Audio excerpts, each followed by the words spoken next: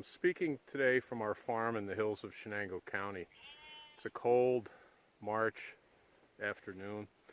What follows these comments is a short video of Dory, who you might hear in the background, a lamb born in January who will be helping out to advocate for restoration of the community health funding cuts proposed by the governor.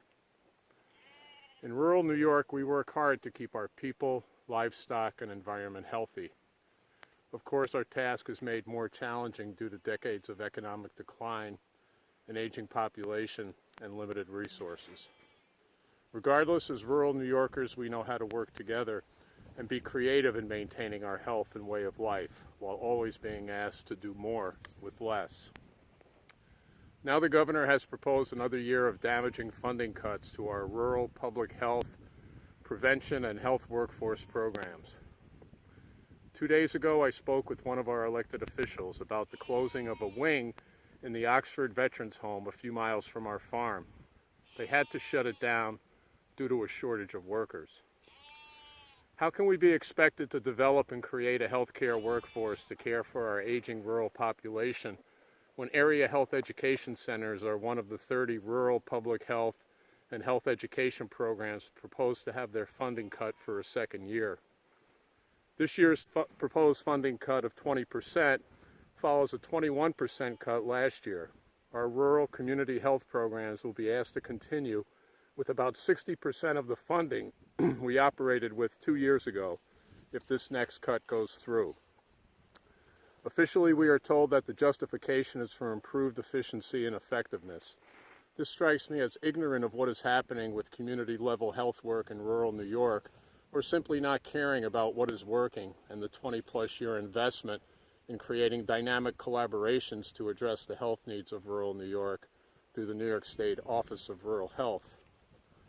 In our agency, the Rural Health Network of South Central New York, we have used the Rural Health Network development funding to meet the health-related needs of our region by working with partners to develop rural transportation to healthcare services, AmeriCorps and Vista National Service programs, farm-to-school and prescription fruit and vegetable programs, and a team of community health workers who specialize in assisting rural, vulnerable residents with accessing health services.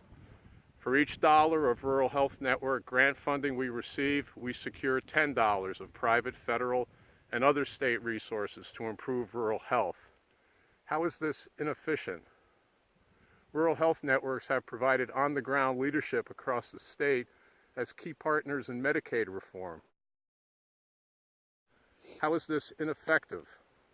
I could go on and on with examples of exemplary, cost-effective, and impactful work by rural health networks, public health, workforce programs, and other community health initiatives across rural New York State. Together, we have built local and regional systems to improve the health of rural New York and to respond to both current and emerging health needs.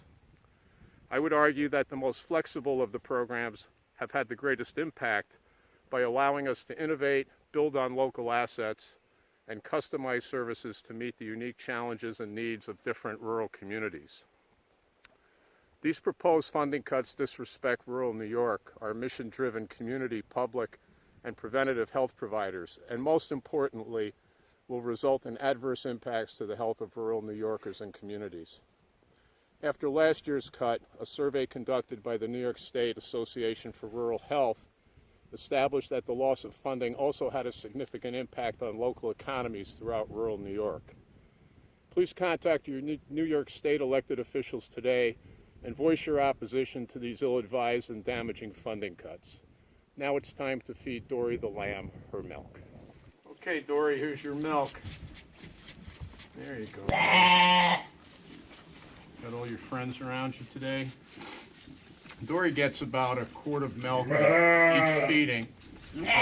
She was born in January. Her mother rejected her, so she gets fed this way for at least another probably 3 or 4 weeks. These are some of Dory's friends. Here's Sleepy. Oh, how are you, Sleepy? And this little guy.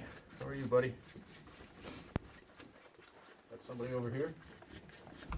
Yeah, but Dory, today you're only going to get a little more than half of what I usually give you because You're going to help us demonstrate what it's like to lose about 40% of your resources. And of course, you can see how hungry she is. She's a growing, healthy lamb. I think that's about it, Dory, for you. Sorry, you're all done. You're all done, girl. You're getting less tonight.